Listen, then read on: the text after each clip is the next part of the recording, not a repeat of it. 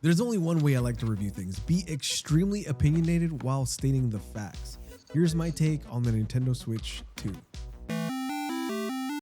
Alright, I'm not going to give you guys a bunch of fluff. I want to speak directly about what the system has to offer and what it doesn't have to offer.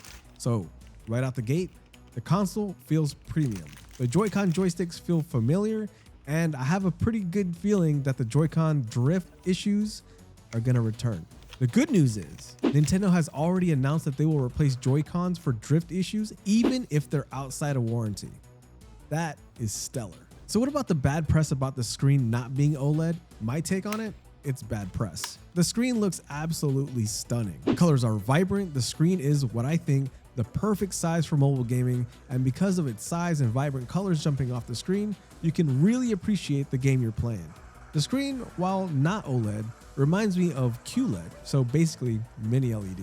And if you've ever been to a Best Buy and seen an OLED and a QLED next to each other, you know what I mean. I've never been a mobile gamer. I would tell my cousins when I was little that I'll never be a mobile gamer because console gaming was just way better. But the Nintendo Switch 2 changes all of that mindset for me. It's truly a console experience in your hands. Which brings me to the first negative thing I have to say about the console, because I don't want to make it seem like it's just all good things, because it's not. That big, beautiful screen will be limited to just games for now. What do I mean? I mean no Netflix, no Hulu, no Disney Plus, no Max, and no anime on Crunchyroll. Bummer. But all hope is not lost, because YouTube did say they're working on an app to work on the Switch 2. We're just not going to get it at launch, or if you have a launch Switch 2, you're not going to see it yet. The speakers on the Switch 2 are a little bit lackluster. They just don't have that oomph that I was hoping to get. Even though there's two speakers that give you stereo sound, I feel like my iPhone 15 Plus actually has more audio in volume than the Switch 2. So if you're playing in handheld mode, you'll probably want some headphones. The good news is they work with any Bluetooth headphones, and it has a 3.5mm headphone jack to work with those types of headphones as well. The buttons on the Joy-Cons are clicky. They sit better in your hands than the original Joy-Cons, and they do snap in a very satisfying way. And if you get real close and inspect the system itself with the Joy-Cons, there's no denying that this is very, very innovative. It's super cool. But as cool as they are, the Pro controller is really where it's at. That thing is amazing, and I'll review it by itself, but today it's just about the Switch 2. And one thing I'll point out is I saw the upcoming Xbox handheld system, and I noticed that it did not have detachable controllers, which, now that I've seen that, I can't tell you how cool it is and how smart of a play it is that Nintendo has detachable controllers. Super smart move. I don't think I would like a handheld system that doesn't have this. Having the tools to go from a mobile setup to a console setup with the docking station is one of the biggest selling points for the Switch 2.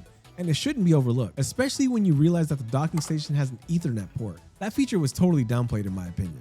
But I will say that having the Switch 2 docked and seeing that bland UI back on the big screen was totally meh. It gets the job done, sure, but it sure is boring. Not gonna lie. The Switch 2 is faster, nicer, and better in nearly every way. It enhances games by being a hybrid mobile console, and it does it well. The battery life is okay. It's not great, and if you plan a game for more than 5 hours, plan to not. I got about 4.5 hours on it by keeping my screen on the auto brightness setting and running the games at 60 FPS. And this is while the battery is new, so I highly recommend to have a charger while you're traveling. So overall, the console has a lot of wins. It has some shortcomings like the speaker volume, reused UI, and less than stellar battery life with some great visuals. A QLED-like display and a great experience that will keep you wanting to use your Switch more and more. I imagine the Switch 2 will sell a lot. The gaming market has been shifting for some time, and I think Nintendo is doing the smart play here by making the Switch 2 a hybrid console. Me personally, I have zero desire to play anything on an Xbox or a PlayStation 5. My PC pretty much gives me all the games I want to play, and if I have to wait for an exclusive to come to PC from PlayStation, I don't mind the wait. And I can get every Xbox experience I want on PC right now, pretty much without fail. Plus the Steam library, my only gripe is I want my Bloodborne port already. Just saying. But the thing is, if I want a Nintendo experience, I can only get that in one place. And the best experience right now is on the Switch 2. And they now have a system that third-party developers are wanting to get in on because its capabilities have greatly improved. And it's for these reasons that I knew as a PC player, I had to have the Switch 2. And I never got that feeling with the PlayStation or the Xbox, like ever. And with upcoming titles like Donkey Kong Bonanza and Metroid Prime 4, I won't let myself suffer from FOMO. Plus, I really want to see what playing Metroid Prime is like using a mouse. That's going to be pretty sweet. And before I sign off, if you think I'm talking about using the mouse feature on the Joy-Cons, I'm not. I don't know if you know this, but you can use a normal mouse on the Nintendo Switch 2, and you can use pretty much any webcam. So there's that, in case you didn't know. But that's pretty much my review in a nutshell. If you own a Switch 2, let me know what you guys think of it in the comments. And if you don't own a Switch, let me know what's holding you back from getting a Switch 2 at this point. I'll catch you guys in the next one. Bye.